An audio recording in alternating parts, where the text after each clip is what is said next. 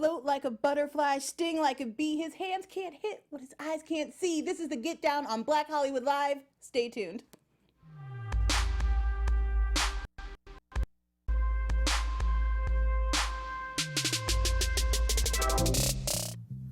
Oh, I like that. That was a nice little transition that worked for me. Hi guys, welcome to the Get Down on Black Hollywood Live. We are covering episodes 4 and 5 this week. For safety, forget safety, be notorious. You got wings, learn to fly. We were getting into some heavy stuff. We're getting answers now. We're learning so much more about these characters and their secret past. It's been crazy. What did you guys think of these last 2 episodes? Loved them. Oh my god, they were amazing. Yes, so not too much info. It was just enough info to get us engaged. It definitely got me really hyped for this very last episode. I'm so excited. I know we're gonna, right? We're gonna have so much to talk about. But first, why don't you guys introduce yourselves? My name's Heather. You can find me on Twitter and Instagram at Heather Yared. Hey everyone, my name is Sheldon. You can find me on all social media at Sheldon White 2. And I'm Joelle Monique. You can find me everywhere on the internet at Joelle Monique. Let's just dive right in to the very tops of these episodes. We got so much to cover, and we start Forget Safety, Be Notorious with the mayoral election. Ed Koch, depending on who you ask, is running. And he is running on a platform of no more lawlessness. He's anti-graffiti. He is here to change the city. Is the original presentation that we're given of him in that really great newsreel footage. What's your first impression of Ed, guys? To change the city and be focusing on just graffiti, I was like, what? Wait, did I miss something? I think I missed something here. So I think he was plugging on that, and that it. Yeah, so. Forget rolling blackouts. It's the graffiti that's Right? the real issue here. Yes. Yeah, he just seems to want to win. I mean, and he doesn't seem to understand what the actual issues are of the city. So, yeah. Definitely. He says, tough times demand tough leadership. We'll see, Ed. We'll see. Francisco is running a black market in Oban, which is kind of cool, actually. Kind of cool, I was yeah. really impressed. First of all, the set design was really great. That's an Oban kind of lot that we've come back to again and again throughout the show. So I really like kind of seeing it, and everyone really excited to buy their stolen wares. What did you guys think? We've got... in that same scene, we've learned that there are new crews popping up. Funky Five, the Ultimate Power Posse, the Invincible 3. And in this point, Shiao says, I'm Flash's apprentice. If anyone's going to be the next DJ, it's me. Oh, and then they were like, oh no, we can't tell him. I'm still shocked that they still hadn't told him yet. And then I also was surprised that everybody went to steal stereo equipment. I guess back in like the 70s, that is what they would steal instead of like fur coats or something like that. But the fact that so many DJ groups popped up, I was surprised to see And what did they say? They were I think they said there were 3, 4, 5, maybe 5 before the blackout. No, everyone's a DJ. It seemed like this might be the death of disco. Like, we witnessed it almost like a shift overnight. Like, people are slowly moving away from it. They've discovered DJing, but they couldn't get into it because it was expensive. But, now we've got this nice shopping spree, $5 discount across the city. Everyone can now take their stand at it, which is kind of cool. Opens up a lot of possibilities for future battles and stuff. But Sure. also kind of paints a target on our guys' back because, what did you steal? We know you guys have been into this longer. So we'll get back to that. Yes. I was surprised actually, I like that Shiao keeps saying to them in certain scenarios, because in that scene where they don't tell him the truth, we see it, where he's like, y'all keep telling me I'm the bad guy, I'm this and that, but you're doing exactly what I was doing or what I am doing. So I liked that, we had a little bit of innuendo there. I kind of like this back and forth between Shiao and Zeke, of Shiao being like, we got to be hard and we got to do it, and Zeke be like, maybe there's a smart way Right. where we don't kill someone or end up dead ourselves. It's a good balance because, sometimes Zeke, obviously, since the beginning, we've known he needs that push to get out and go into the world. He's not naturally inclined to present himself, where Shiao is just 100% show out. And Shiao likes to run into trouble, where Zeke is like, maybe we don't have to. So I'm glad we're kind of seeing this formation of their friendship take place. I have a feeling we're going to see that get a little bit rocky here in the future. But let's skip ahead to Flash is talking to Caesar's crew. And they need to find the bootleggers who took a stage. So he now knows that they threw the party last episode, that someone is faking. And his reasoning behind this is like, if they can have it, they're not going to want to come see me. Which I thought was interesting given all of the stuff happening in the records today, where people are like Chance the Rapper's just like, just take it. just have it. Come see me when you can. Buy a t-shirt. Yeah, see, that shows how big of a deal. See, we see how big of a deal it was in the last 10 years with us. So it must have been a huge deal back then.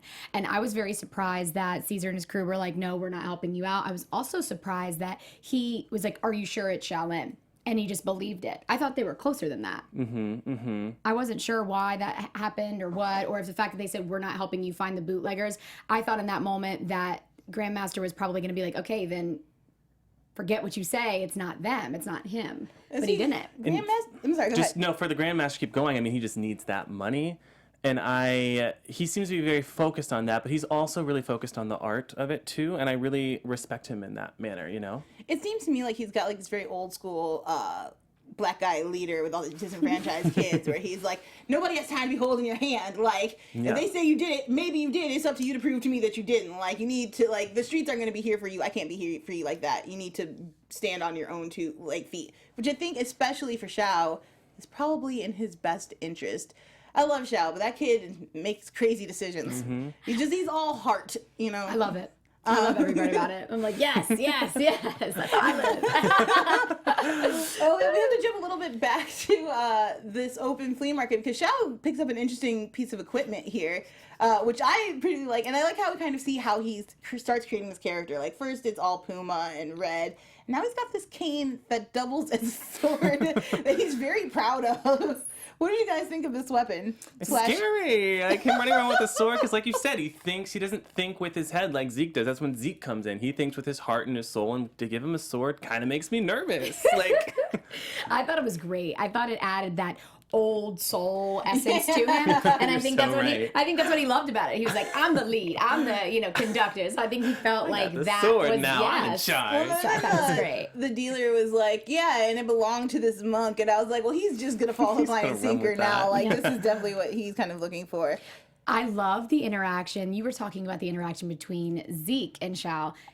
I love the interaction between Mylene and Xiao. You were going to say that. I can't figure out if they're going to sleep together in the next episode or if he's trying to drive a wedge so his homie can stay with him, but something. Well, Zeke normally ends up running with Xiao too. Like, he's like, it's okay, girl. Like, come on, come stay with me. It's okay, but I'm going to go. And he always does that. And she gets mad and she's like, screw you and all this stuff. They're so funny because they're both out for the music. Like, that's what confuses me a little bit. It's like, both of you have the same end goal. Like, get out of the Bronx by doing this music thing.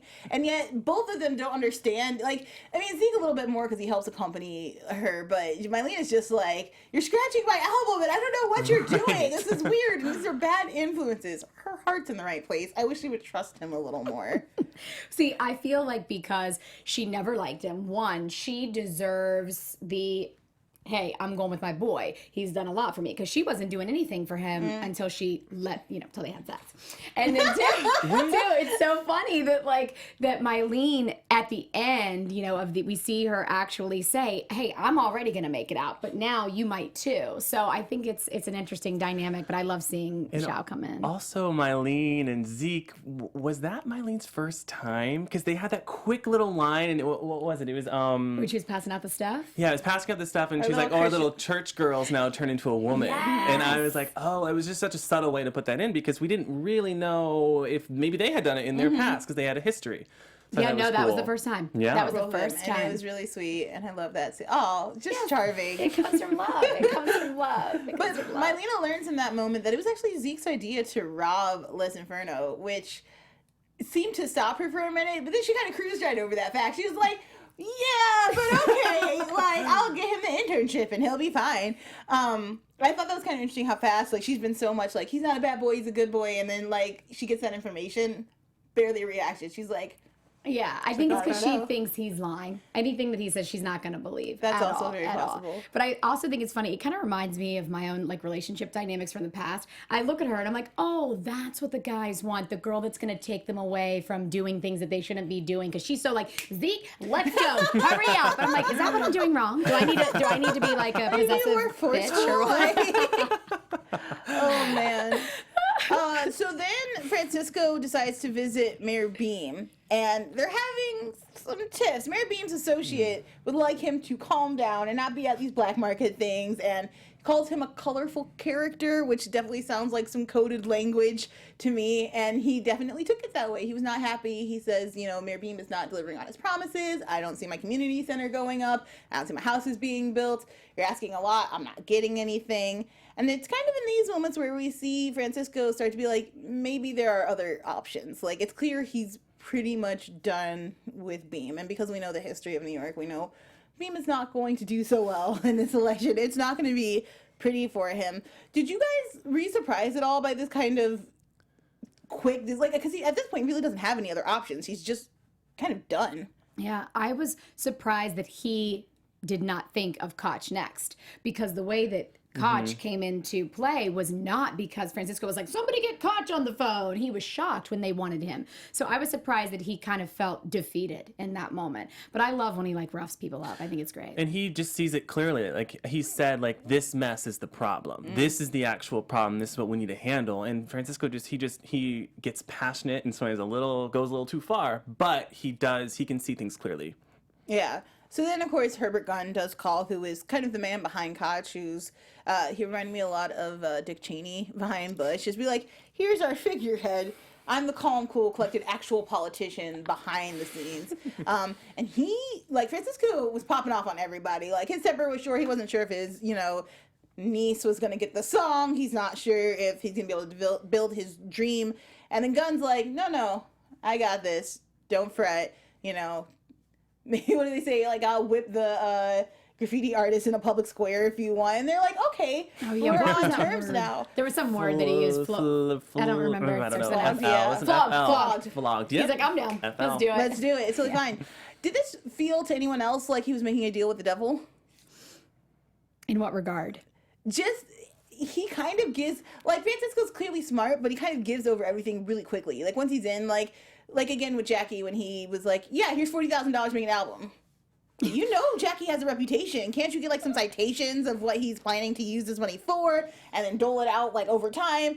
And the same thing with this guy. This guy is lots of promises, and he's like, yes, in. And I'm like, do that in writing or something. He does just trust people. He's like, this was going to happen. I think as he's a man of his word, he expects everyone else to be a man of their word. And I think that's going to get to him. It's going to be his... Yeah, I think it's really reminiscent of the 70s at that time. So to me, it showed exactly what it is, which was desperation.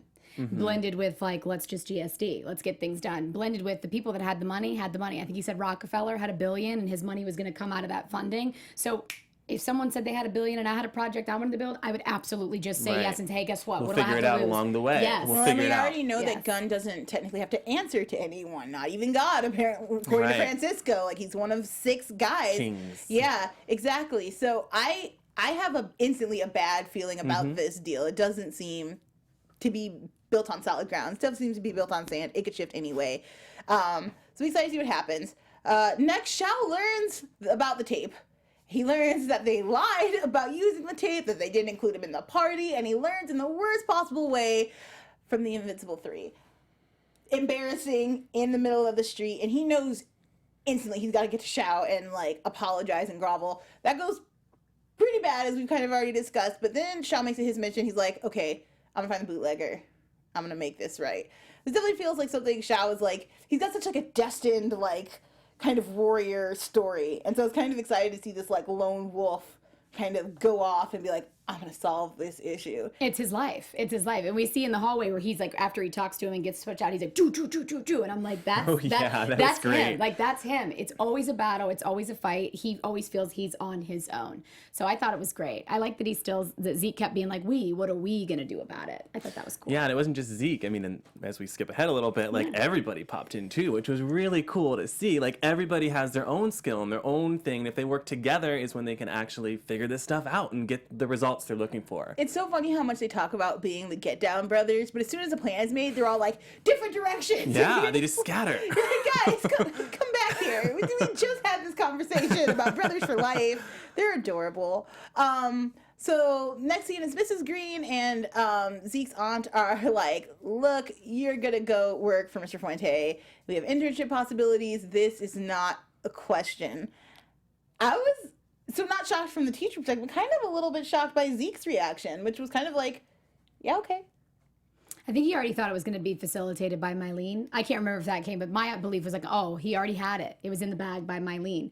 So his going with it was natural. Like, I thought it was almost like an understood. But they didn't tell us that in the episode. I think it was funny how Dizzy mentioned internship, or someone mentioned internship. And he's like, oh, an internship. And he was like, oh, where you work for the white man where and you you don't wait get and you paid. don't get paid. That was so funny. Shao was like not about that lifestyle at all either. He was like, we have to go save That bitch him. Mylene set him up to this. There you go. Gosh.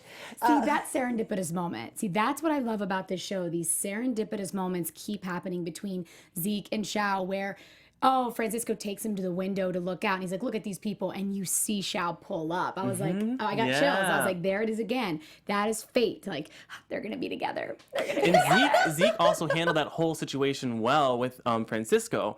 The way he was like, you need me too. Like, you need me too, and this is what I can offer you. It was just really brilliant. Like, we get to good see with his so many new words. facets of Zeke in Yeah. these 2 episodes, from businessman to smooth-talking lover randomly, which was great, to, like, producer. Like, he's starting to really fill into himself, and exciting to see that kind of development. And not just with Francisco, but even when he goes and talks to Gunn, he's got that same, like, you know, I'm here on a mission.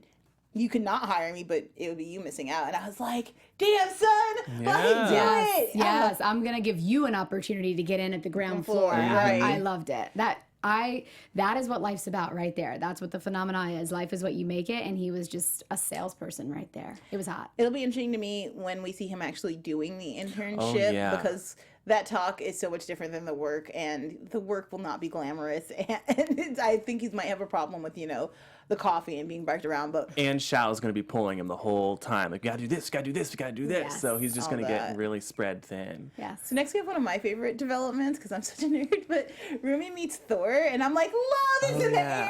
I'm so excited. And they're spray painting in these tunnels. Dizzy. Dizzy is spray painting in the tunnels by himself. He goes by Rumi, that's his street tech. And the police come, and he runs, and Thor pulls him out, and they have this kind of moment of like, oh, you do good work. Oh, you do good work. And they have the very long night on the train where they're talking about the different tags they've gotten. Am I alone in the love is in the air feeling? No, I literally thought, I also thought love was in the air. I was like, interesting dynamic here. What are we going to see next? Yeah, love was definitely in the air. I totally felt that too. And what else? They mentioned later, this is jumping around, but they mentioned how all the DJs were homosexuals. Yes. I thought that was really interesting. I'm really like maybe excited like to see that planting the late seed. 70s, early 80s gay scene, because from about the mid 60s to like the early aughts, like the queer community has so much happening within like developing leaders, and then of course the AIDS crisis. Like, I really hope we're diving into that story and soon, because it's amazing. And then, of course, later we hear, just to wrap up Thor's kind of plot line here, is that somebody calls him a ghost, one of the other spray paint kids on the train, and they're like, you're never going to see that kid again. But he's got Dizzy's book. So I'm wondering what kind of like interaction they'll be having in the future, why they call him a ghost, and why he's never kind of around. Well, so he's always doing things in the dark. I believe that's what it was. And what I thought was a really cool tie-in is like, the New York in the 70s, that is real. That is where all the graffiti artists would meet. It was like the R5 and the R7. That was their place to come and talk about this stuff. Like, that was a real thing. So those that did not come at that time, that wouldn't meet with all the other graffiti artists, that's why they called him a ghost. Copy. Yeah, because he was doing his own like things. He's like, oh, he's ghost. You'll never So catch him. you've got when to he find comes him in the tunnels in the act. Yeah. Interesting. I hope we see more of Thor soon. So let's talk about the King of Cassettes, who becomes a huge character over these 2 stories. The King of Cassettes is who we think initially is the guy that is making these mixtapes, who's copying the mixtapes and handing them out. Now, we already learned from Flash that this is a huge faux pas. You do not do this. And they learned that he's going to be in DJ... Corks. Yes, in their territory, and that he's going to have the kids from our group are going to have to go in there and find it. This is dangerous for them. We've already seen gangs like just bust up into fights for no reason. We know that they're a rival DJ crew, so it's not looking good, but they're kind of committed instantly to being like, we're going to find this and we're going to come back. So they do go in and they kind of crash this party, and after like they find the King of Cassettes. They set him up. They find his tapes. I'm going through this really fast because it kind of happens in a chaotic, all over the place kind of way. Were you guys... It was just so weird to me how easy it was for dude to lie and to be ripping off everyone there and for no one to know. Like, he's carrying around, like, that's heavy. It's the 70s. Like, this equipment isn't small. It's not easy to hide. So he's clearly getting away from it for a long time. How did the King of Cassettes hit you in kind of all three stages where we see him in the beginning, at the car when they rip him off, and then when we're back in the club and he kind of gets caught in his lie? So in the car, like where the car was, whatever that big orange car is, first of all, that's amazing. The OJ? The inside of that thing? Yes. So I loved the whole dynamic when they first, all the boys, because at first it was just Shiao and Zeke. So they were the only ones that were allowed to go, and the other ones had to clean up Mama's shop, which I thought was hilarious. But you see really the team dynamic in this like first intro to King of Cassettes, and then when he gets his sword and they run inside, I thought it was pretty, like, I guess normal for a suitcase to be under there and him to just pull it out and say, hey, look, you're doing this and so forth. I just was more surprised about the mustard and onion thing. I couldn't even pay attention to the cassette, dude. I just was paying attention to the mom. Had the mustard and onions mean anything to you? I was like, oh, I'm hungry. Make me a hot dog, sure. Yes. Yeah, the whole scene, especially... Okay, so a couple of surprises. One, the fact that this is supposed to be a place of, like, peace. And he comes out and says that really quick. He's like, you're boxing with knuckles where you could be doing it with words. Like, we don't have to come to blows. We left that in the past. The fact that dude's mom and dad were there, I was like, oh, hey, moms and pops, what's up? They were adorable, by the way.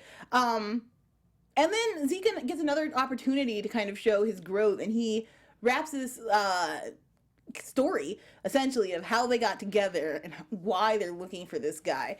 I thought it was a really great opportunity for Zeke to kind of show up again and kind of prove that he's the leader in a lot of ways as far as, again, having forethought. Yeah. That he got his back. He did a great job of showing Shiao, like, on the fly, hey, this time, because when they went to the get down at first, the very first get down they went to, you see him stutter. He doesn't step up. Here, he doesn't even wait. It's like, move back. Y'all ready for this? I got a story to tell. Yeah. And then that's when they bust him out and the tapes flip. So I thought that was good. And a little random, but one of the guys, the like bad guys in that situation, was an American Idol finalist. I don't know if you guys knew it or not, but he was on 2 years ago. His name was Kasim Middleton, and he was great. And I haven't watched it in a while, but I watched that season. I was like, oh my gosh, that's Kasim. That's amazing. Yeah, that's great. A little shout out. That's great. I'm glad that they finally got it. I'm glad that DJ Kool Herc was like, get him done, take him outside. Yes. I thought that was great, that they got through it, moved forward, and there it is. More busted in onions or whatever. We've got one more story to wrap up in this first episode, and that is the story of Jackie. Oh, Jackie, who has slid so far off base. He's got this crazy good tune, but it's only a couple bars. It's not a full song yet, and it's so heavily drug-induced, and he's hiding from the world. And the girls are like, look, we have to go down there and see, like, I want my song. Mylena's not about the waiting. They get down there, they find him in a drug overdose, he's in the bathtub. Regina saves him. And then we learn a whole lot about Regina. Up. The girls freaked out. Regina was like, nope, got this. Pull him out of the tub. She's like, what I need is ice. And his pants off now. She cups his balls with some ice. And then he sits up. And then he perks right back up. Apparently that's what you got to do. Yes. It shows, like, Mylene, how innocent. Like, Mylene is damaged in that moment. Like, she is crying. She is uncomfortable. Regina is just taking it like a champ. Like, let's do this. Let's get it done. And then Yolanda's staying true to Yolanda, too. She's a roll dog. So I think that, again, shows the dynamic and the importance of, like, the innocence that they're trying to have in the show, blended with, like, what the reality is. No, it's not surprising that these people are stealing. It's not surprising that we're finding someone who's drugged overdose. We all don't have your life, Mylene. I thought that was like a cool dynamic. Yeah. Also, I knew that we were going to have a moment where we saw Jackie a mess, but I didn't picture it would be that intense. Like, that kind of caught me off guard. I was like, whoa. Because we talked about in the last episode how Jackie needs Mylene and Mylene needs Jackie. And I just didn't quite see that this is how far gone Jackie is and can be and how scary it can be. And it hit me like it hit Mylene, I feel like. Yeah, well, see, a lot of the rock stars, even back in the day, I mean, Steven Tyler's rock, right? And this was like a brand new hip hop. This is when hip hop was getting introduced and out into the mainstream. But a lot of those individuals talk about how drugs played a huge part in their creativity. So I wasn't as surprised to see him shooting up. The cocaine was more so because cocaine was a reoccurring theme in Grandmaster's life throughout this whole last 50 years or whatever. So the heroin was surprising to me, but the cocaine not so much. And I was like, this is a very accurate portrayal of what it takes to have that creative genius. Like even the musicians today talk about that. Yeah, especially when you're hearing all these crazy, like, just constant key switches, and it was so beautiful and jazzy and all over the place that song was. I thought it was beautiful. I'm hoping we get to hear a finished version of it later, but fast forward a little bit, the girls get Jackie on the train because Francisco is like, look, I paid 40 grand, I want to hear my song. Marlene's not ready to give up, so she's like, get him on the train, we'll get him down there, he'll play something, we'll figure it out along the way. And on this train ride, we get a lovely, like, trio of the girls just kind of singing a little bit, I'll Be There, by the Jackson 5. And it's lovely. And, of course, Jackie wakes up and hears it, and he's kind of swept up, still in his drug haze, but he was like, this sound. Oh, yeah. This is what's good. Beautiful. Yeah. The Great harmonies. writing. The harmonies were beautiful. And also, the picture of that was really interesting because Marlene had this like glow around her, almost like a halo. And I thought that was just an interesting touch that they did with the visuals. Yeah. I liked the writing matched it perfectly. We see in the very first episode, or maybe it was the third episode, one where he's like, if music has to wake the dead, it has to sound like angels. And then he's almost dead from the drug overdose, and you see his eyes come up, and like you said, he's like, there it is. So I thought that was a really cool writing moment where they tied the visual to the writing. I thought that was great. I thought that was great. So fast forward a little bit, we're in the club. Francisco has a band there. There's a piano. It is in tune. They are ready to hear this song. Right. Yeah. Jackie obviously is not prepared, and he's like, forced into a corner. He plays it, and it's bad. It's not good. He's messed up. He's trying so hard to get into the groove, and he can't make up the next part. And Myleena's crushed because she's seen all her dreams fall away, and the girls are like, this is just part for the course. And then Ramon comes in. This is the first time I actually was happy Ramon showed up, because that's what triggered Jackie's on the fly, like, hey, wait a minute, here's the solution. But I was shocked to hear about his past. Oh my gosh. Did you see gosh. that coming? Did you see that coming? Not at all. I knew Ramon had some secrets. Like, I was like, okay, left the kids behind. I get it. Jill stint. Okay, almost killed a man and his wife. Yes. The fact that he left 2 kids in Puerto Rico and no one knows. Like, this family has the most buried secrets. Like, Love it. Yeah. Cocaine Such addiction, mess. 2 babies, leaving them in PR, coming here for the disco, for the life of the music, and then getting here and almost killing people. I was just shocked. And it also happened right in front of Mylene and all her friends. It was just, it was intense. I thought it was great. I love when Francisco called him out. But then Jackie has a moment of clarity. And he was like, okay, all right. Everyone stay calm. I'm just going to give you all a little of what you want. We're going to hope for the best. And this kind of is the new R&B sound. Like, if we think about modern R&B, it's a lot of these kinds of elements in it. It's a lot of church gospel. It's a lot of Latin beats. And then a little bit of disco. It's a little funky. I really liked the song. And I thought that it was really great how they performed it in there now in the club, and then did some flash forwards to the church. Yes. Did you guys like that? Because it kind of rolled in. We do get that scene a little bit later, but I kind of liked how it was like, it felt like we were seeing what they were believing was possible now. Absolutely. Again, another serendipitous, like, let's create this in the moment type of thing. I loved Jackie's pitch, though, where he was like, even the sinners, we want to be free. Like, that whole epic monologue, I think, made the show. That scene, I got repetitive chills. I think that was the best part of that episode. The 100%. Nice. When he was selling it, and then Regina, as in full circle, she's like, just go with it. And then they started singing. That was And great. the girls are like, yeah. we get to sing too. And I was like, let it yes, fly, you ladies. do. You've got this. It was such a beautiful moment. Everything came together. The families came together. I like the next one. All because of Jackie. Right? Too. All Who because of would have Jackie. thought? Who would, and they're really grateful, because, I mean, we just skip straight ahead to when they're at the table later and they're having dinner, and the mom's just like, you know what? He brought our family back together. He brought our daughter back under our roof, and Ramon has to just be like, my wife is always right. That was Yes, of good. He course. meant That it. was I feel nice. like he meant it. He did mean They that. definitely feel like they're coming back. I feel like Ramon's not 100% confident in what he's still leery of, like, she could stray. Yeah, you see that. At the end, he does like a deep breath, and he's like, oh, God, here we go. Yeah, but I do like that he's like, okay, God's words. So better, we'll kind of work with it. She's dressed much more appropriately for a 17-year-old now. Like, it's going good. So I'm kind of glad we've got this family dynamic back together. It's feeling good. What was the prayer? It was like Puerto Ricans have more food, but we're skinnier than they are, so give us some food. I was like, oh my God, that was great. I was like, and how about Francisco? Oh, I know, tickling under me? the table, all that stuff. Have you guys talked about this yet? What is their previous relationship?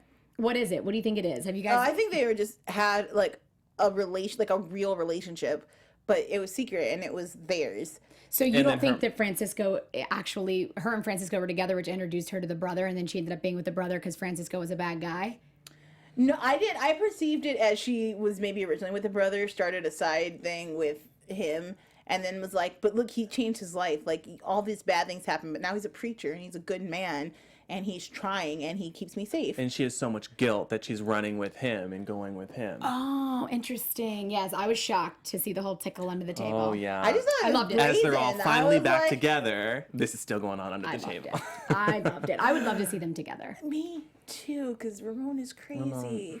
And Francisco has such a big heart, and I love Jimmy Smith. So anyway, so then we have Flash goes to see Shiao, and Shiao is like, look, you got this tape. We can clear, kind of. But you need to step up, you need to be the leader. You can do this battle, but don't lose. That's it. If you lose again, you're kicked out permanently. There's not going to be a second chance. This battle has got Shiao worked up. Like, he's ready to go. He's getting all, he's like, kind of blatantly stealing albums from Liz Inferno. Like, I don't even care. We just have to win.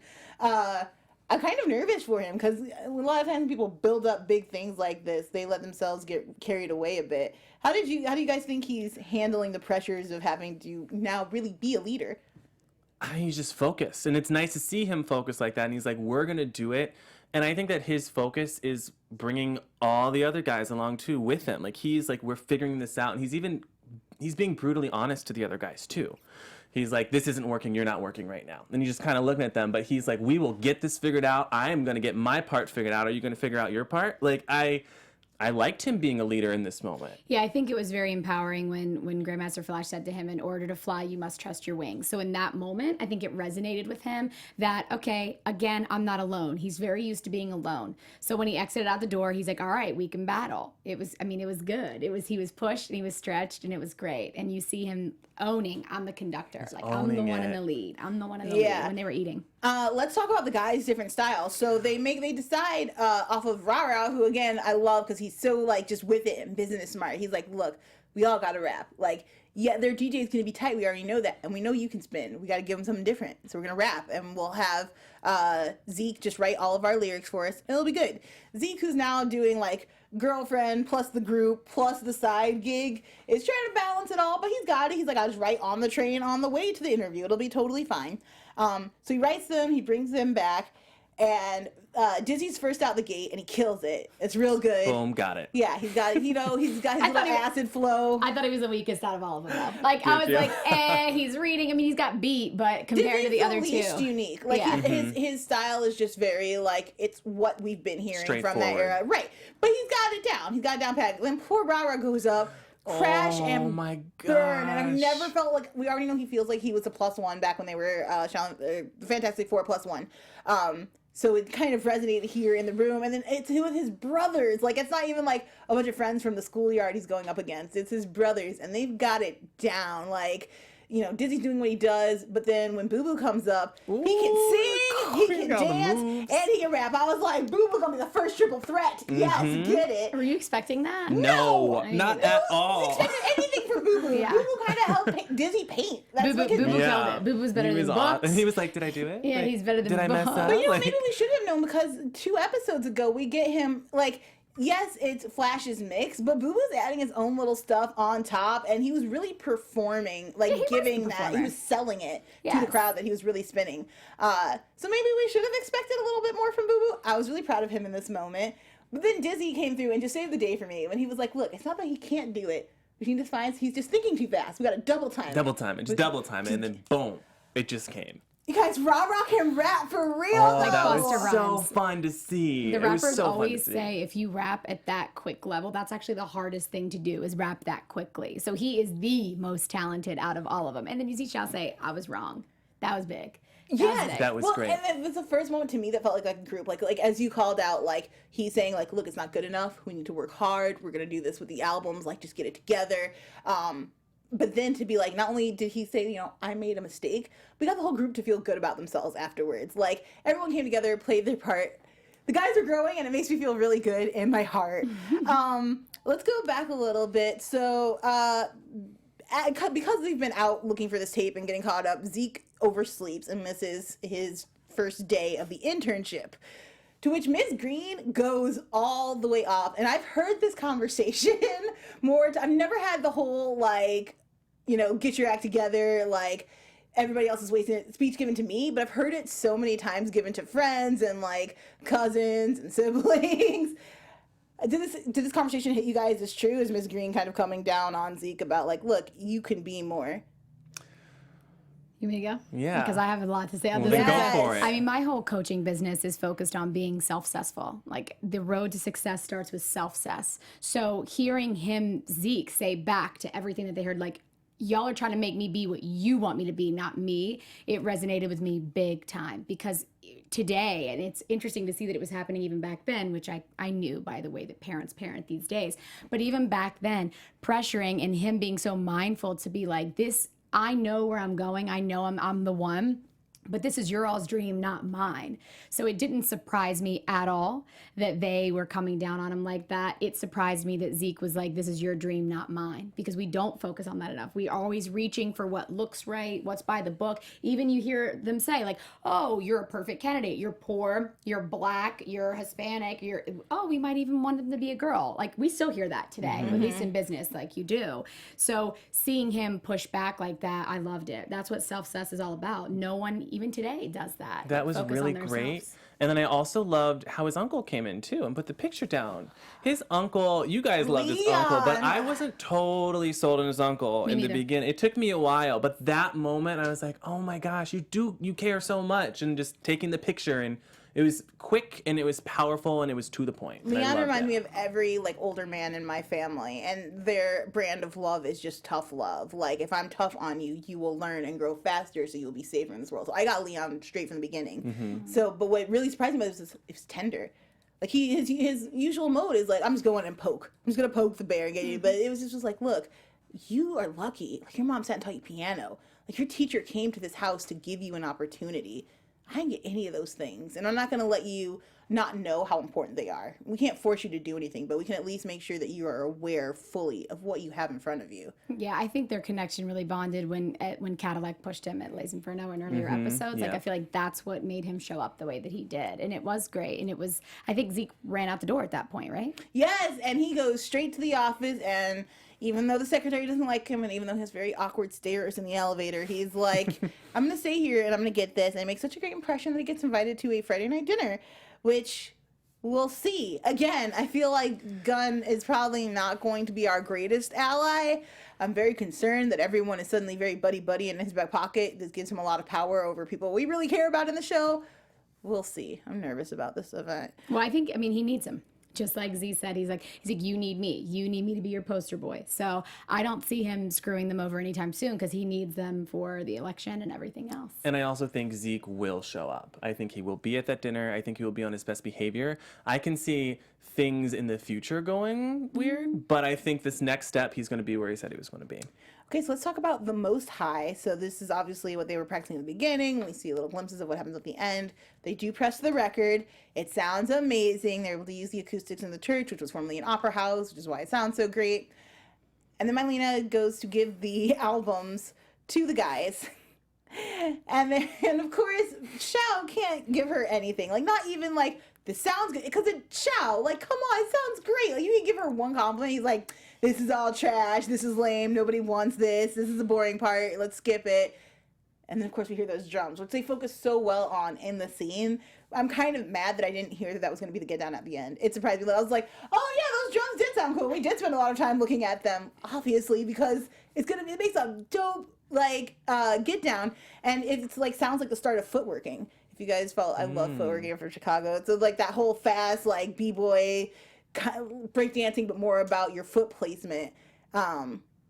Mylene is not happy about it. Yeah, So I don't like that Mylene doesn't like Xiao. I love him, and I think it was just very. I don't like that Xiao doesn't like Mylena. Like, why? What is your problem with her? There will be a Because- moment, though. There is going to be a moment that they do. I just feel it, that they're going to totally get on the same page. I bet Zeke will be in danger one way or another, and they're both going to step up, and then they're going to be like, okay, we I can hope at least be so. cool. I may be in your world, sweetheart. I don't see that happening You don't anytime see soon. that? No, No. but Totally Shao, see that. Shao knows. Shao doesn't know what love is. He never had it, so he knows what Mylene is to Zeke. Zeke is his boy. If Mylene has the capability to take him away from. No wonder he doesn't like her. No wonder. It's. But she's I still not think even trying to steal him. She's Yes, just she trying is. to help make him. No, get it together. Anywho, so they find it, and Zeke's gonna go out and kind of, get it back. Hey, swing girl, his I hand. got you. right? Like, He's we're gotta lay good. We're all of good. His slick talk Just give down. it back. We And it got works. It even impresses her girls, which is hard. Yeah. They're like, Yeah, Regina thinks he's a dud. She's yeah, like, yeah. And so for her to come around and be like, "Oh, you're kind of sexy. All right," I was like, "Zeke, you passed the test. did Like it. her best friend's like you. You're in now. It's winning." It will be interesting to me to see if they do incorporate the song in the final battle. I hope they do, because they said they need to get out to the best DJs. I do want to see the queer community at this time, but I also am really excited to see which DJs have power switches, and to see like something from the streets come up. So I'm kind of hoping that's their trajectory instead. But we'll see. How do you guys think that record's gonna hit? well, anything about setting people free, especially when people feel entrapped. I literally got chills every time. I think it was going to hit really well. And Little Wolf, we saw it. Sorry, for some reason I just had a vision of Little Wolf like yeah. being like, I bought you lunch shopping. So again, I feel like we're going to see him again for Oh, some of reason with that. course. I don't know why. Well, they own That's- the record label, so it wouldn't surprise me if they maybe tried to buy her out later. Oh, didn't know that. So we'll Remember see. that. Well, before we get into predictions, Mylena is then told about Leslie Les Gold, who is a nice Jewish girl who knows a good record when she hears one. So this is the pool that they want to go to. But she was not the homosexual. Ramon was like, wait a second. No. Oh, no, I believe in the Jewish faith or something like that. He's He's like, like, I thought that's that was okay. I got that. But no homosexuals. That was funny. That was funny. Those are cute. You might want to close your ears, guys. Sorry. Yeah, so they're going to go to this pool and try to get her record picked up. The guys are working on their competition. I'm sure we'll be seeing a lot of crossover, as we've been kind of seeing them mix scenes and DJ with editing, which I just have to say is such a brilliant move for the whole creative team for the Get Down. Just to be like, we're not just going to be DJing songs, we're going to be DJing actual scenes, actual cinematic scenes. It's so good. Yeah, your intro too, where you float like a butterfly. Sting That's like a the bee, end when they were yes. doing that in the circle around it. Yes. I was like, boom, boom, boom, boom. that was sick. cool. It was great sick. improv work because they're learning to read, because it wasn't assigned words. They were just jumping in on the beat, which again was just solidifying their teamwork. I feel like we finally have the Get Down Brothers. Like, it's been a lot of them trying to be the Fantastic 4+1, trying to be the Get Down Brothers. But I feel like now that relationship is solidified, I'm really excited. Let's get into predictions right before the end. And now, your AfterBuzz TV predictions. Go ahead, guys. What do we think? We have the finale next week. I think they're going to go to the whatever it's called, where they DJ perform. battle? Thank you, the DJ battle. And I think it will take the crowd a minute to warm up. I think they're going to sit there and they're going to be like, what is this? This isn't what we're used to. We already know what we like. This is new and weird. But I think they're going to come through. I think it's going to be amazing. I think it's going to be the best thing that these people have heard. So I'm going to jump way far ahead. Get it. And I predict that Mylene's father is Francisco. Yes, yes. I have no doubt about that. In my mind, like, to me, like, after really? last week, like, I am 1,000% convinced that Francisco is the father of Mylena. Oh, yeah. That's why he's like, oh, you're going to cut me off? Me? Really? Do something. I think, okay, so next week brings the drama. We know from these amazing intros by W. Diggs and written by Nas that Mylena doesn't maybe have the best ending. We're only 6 episodes in, so I'm praying to God we're not there yet. I think maybe we'll see some drama in that. Maybe we'll get some more forward clues. It always talks like he's talking about Shaolin in the past tense, so I'm worried about what's kind of happening with that. I'm worried everyone's gonna die, essentially. Like, I noticed Dizzy's not listed as being in that many episodes, and I'm like, what happened to saw that Dizzy? too. I was like, no! I really like that character. I'm worried about everyone dying, potentially, but I also think that Mylena is gonna get signed in this next episode. I think someone's gonna notice this record. Hopefully it's Leslie. I have a feeling Cadillac is gonna be coming in. with all of his drama, with all the Fat Annie nonsense, and maybe try to take this over because we know he has a thing for her. We shall see. I'm very nervous, but also very excited because it's the last episode. And then we're going to be getting into next season, early next year, hopefully mid next year. I don't know. I hope they don't make us wait too long. Please, Netflix. In the meantime, tell us where the internet can find you guys. You can find me on Instagram and Twitter at Heather Yared. And you can find me on all social media at Sheldon White 2. Hi guys, I'm Joelle Monique. You can find me everywhere on the internet at Joelle Monique. Check Black Girl Nerds this week. I've got an interview with Tika Sumpter and one with John Legend up on the podcast, so download it. They should be out now. Thank you so much for joining us on Black Hollywood Live. We'll see you guys next week. Bye!